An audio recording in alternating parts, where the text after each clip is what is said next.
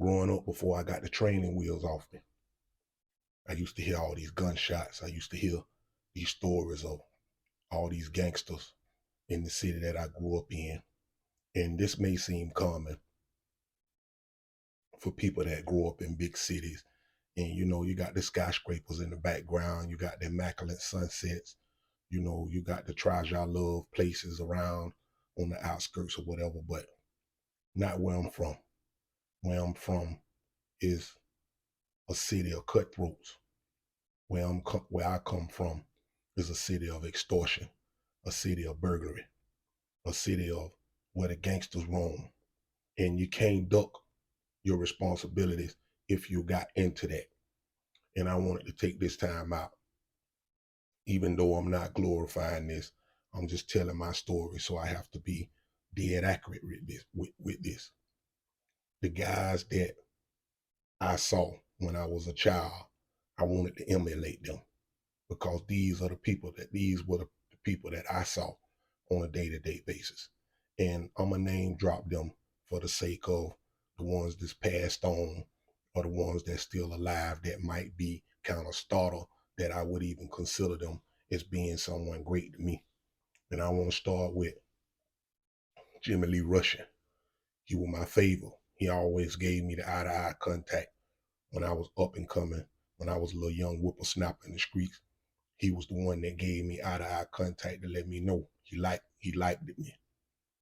Lee Marshall, Bobby Lee Freeman, uh, Spencer, and it's too many others to name, but these are the names that really stuck out to me. You understand?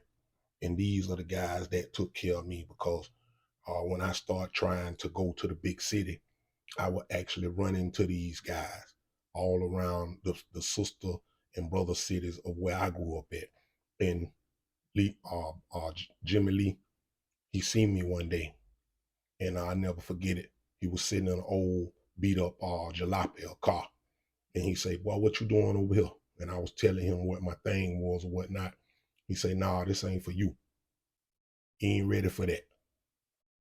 You ain't ready for this." I mean, so I took his advice, and I backed down. I took his advice, and these are the guys that extorted the guys that I was around. I saw these guys extort hustlers right under my nose, and I got a pass. I never knew what that pass was about, but I knew back then, even early on in them years, that if somebody offended me or tried to offend me doing what I set my mind out to do, it was going to be a problem. You understand? But anyhow, I had a situation. If you've been, reading or looking or however you want to go through my book that I'm creating, I'm going to say reading just for the perspective of the human mind, but it's actually watching. I had a big ordeal with some dudes, a big ordeal, and I was away. And when they called church, they give you the opportunity to go and leave your cell or whatever to go just to get out. And I got out and got around some guys that I had a beef with in another city. And at the same time, one of those gangsters that I just named, I'm not going to name drop him for the sake of his family right now, he stood up for me.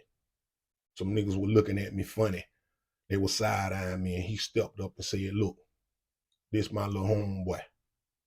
Now one of y'all niggas ain't gonna touch him. If a nigga put his hand on him, when you see me anytime, you're gonna have to face the consequences of that." I got a pass. I remember that.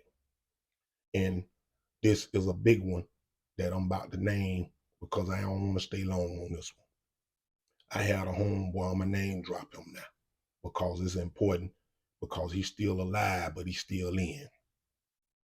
I saw him. We was in the state's capital. I'm going to name drop that too, Tallahassee. We was in Frenchtown. When I saw him, he was like a deer in the headlights. I think he had just did maybe like 12 years or whatever. And I took the liberty of seeing his eye-to-eye contact when he walked up to me and say, "What's up, boy?" I say, "What's going on, man?" He was like, "You know what I'm here for." I know he just got out. I knew for a fact what he was there for. He was there to extort some niggas. And the money was floating around too. It was floating around kind of heavy. And me being who I am, and he could solidify this if he see this video, and he gonna see it one day soon because he about to come out. I pulled him to the side. I say, big homie, check this out. There's a lot of this going on around here. I need you to be extra cautious, man, because you just came home. You know, if you need a little leeway on something, you need me to point you in the right direction on a few things, I will. But this ain't the place right now. So he was like, okay, I saw him. He had the look in his eyes. And this is my guy, Gigi. One night, me and my little homeboy, and out of respect for his family, even though he gave me a pass, the name drop I want, we was going to the club. And right before we left to go to the club in Tallahassee, I seen him walk across the street. And when he walked across the street to get into this car, the police swarmed. I mean, like a swamp, like bumblebees. They swarmed on him. They got him. That's been over 32 years ago. And he's still in from that night when I saw him.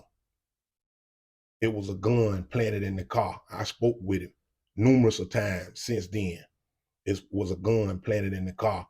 And they put the gun on him and they gave him trigger lock. That's also was my homeboy that I just named to you, Jimmy Lee Russian, from where I grew up at, was the first man in the United States of America to get what's called trigger lock. That's if a violent offender keeps getting caught and they catch you with a firearm or something like that, they enhance it and give it to you federal. It's called trigger lock. My guy Gigi is still in from that. And these are the guys that don't back down. I spoke to him, and he still got the eye of the tiger. After all them years, he been in since that night that happened was 1993. 1993, that's 31 years. Let me stand corrected on that. That's 31 years. So I wanted to dedicate this to all them gangsters from back home that stood on principles, all them gangsters that took care of their families, all them gangsters that gave me the opportunity to be out there amongst the sharks in the shallow water and survive.